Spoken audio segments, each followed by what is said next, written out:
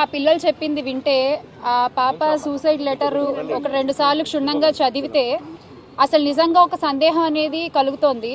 ఇది నిజంగా ఆత్మహత్యాయత్నమా లేకపోతే హత్యాయత్నమా అని. ఎందుకంటే ఆ ఇంజెక్షన్ ఏదైతే అంజలి అనే అమ్మాయి తీసుకుందో అది సెల్ఫ్గా ఎవరు తీసుకోలేరు అనే విషయం భరత్ గారు చాలా మంది డాక్టర్స్తో మాట్లాడుకుంటే ఆయనకు తెలిసిన విషయము. అండ్ అది నిజంగానే సెల్ఫ్గా తీసుకుంటే కాసేపటికి అది ప్యారలైజ్ అయిపోతుంది బాడీ అంతా. సో అది తీసుకోలేరట. మరి అలాంటిది 10 ml ఆ అమ్మాయి ఎలా తీసుకుంది, లేదా అమ్మాయికి ఎవరన్నా ఇంజెక్షన్ ఇచ్చారా?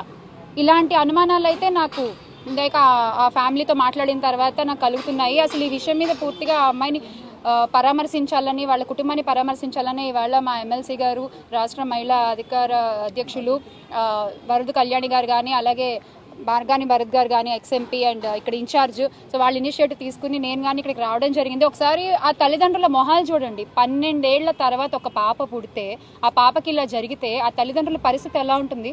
అసలు ఈ పెద్ద మనిషి ఆయన కళ్ళలో చూసి నేను మాట్లాడలేకపోతున్నాను నిజంగా. అంటే ఏం చెప్పాలనుకుంటున్నారు ఈ కూటమి ప్రభుత్వం నాకు అర్థం కాదు. వీళ్ళు అధికారంలోకి వచ్చిన ఈ ఏడాది కాలంలో అడుగడుగున రాష్ట్రంలో ఏదో ఒక మూల ప్రతిరోజు ఏదో ఒక అఘాయిత్యం జరుగుతూనే ఉంటుంది. ఏమన్నంటే మాకు మహిళలంటే అపారమైన గౌరవం, మేము మహిళా సంక్షేమం చాలా చేస్తాము, మా ప్రభుత్వం మహిళా సంక్షేమం కోసం మాట్లాడుతుంటారు. సంక్షేమ సంగతి దేవుడేరుగా. ముందు ఇలాంటి తల్లిదండ్రులకు ధైర్యాన్ని ఇవ్వండి. వాళ్ళ ఆడపిల్లలు బయటకు వచ్చి ఎక్కడికి ఏం చేసినా కూడా మళ్ళీ క్షేమంగా ఇంటికి తిరిగి వస్తారన్న ధైర్యాన్ని మీరు ఇవ్వండి చాలు. ఒక పెద్ద మనిషి ఏమో చెప్తున్నారు నిన్న మొన్న, మాకు సత్తా లేదు అందుకనే మేము మా నాయకులు ఏం చెప్తే అది చేస్తాము అని చెప్తున్నారు. మీ పాలనలో సత్తా లేదన్న విషయం మాకు తెలుసు. మీరు చెప్పిన విషయం విన్నాక ఇలాంటి ప్రజలకు కూడా అర్థమైంది మీ పాలనలో సత్తా లేదన్న విషయం. కానీ ఇలాంటి విషయాల్ని చంద్రబాబు నాయుడు గారి దృష్టికి తీసుకెళ్లి, లేదా హోమ్ మినిస్టర్ మహిళా అధ్యక్షులు ఉన్నారు ఆవిడ దృష్టికి తీసుకెళ్లి వాళ్ళని ఇక్కడికి తీసుకొచ్చి మీరు వీళ్ళతో మాట్లాడే సత్తా మీకు ఉంది కదా, అదైతే చేయగలరు కదా. కనీసం ఆపరణ చేశారా మీరు? చూడండి ఆ పెద్ద మనిషి ఎలా అయిపోయారో. ఎవరు సమాధానం చెప్తారు? వాళ్ళ అమ్మగారు ఏమడుగుతున్నారు? మీరు న్యాయం చేయలేకపోతే, ఈ ప్రభుత్వం కనుక న్యాయం చేయలేకపోతే ఆ ఇంజక్షన్లు ఏవో మాకు కూడా ఇవ్వండి, 2 ఇంజక్షన్లు అని చెప్పి అడుగుతున్నారు. ఇదా ప్రజలకు మీరు ఇచ్చే ధైర్యం? గత ప్రభుత్వంలో జగన్మోహన్ రెడ్డి గారు మహిళల పట్ల ఎంత శ్రద్ధ చూపించారు, వాళ్ళ క్షేమం కోసం, వాళ్ళకి ధైర్యం కల్పించడం కోసం ఏ చట్టాలు తీసుకొచ్చారు, ఏ యాప్లు తీసుకొచ్చారు మనందరికీ తెలుసు. ఆయన రోడ్డు మీదకి వస్తే అరచేతిలో హారతలు ఇచ్చారు.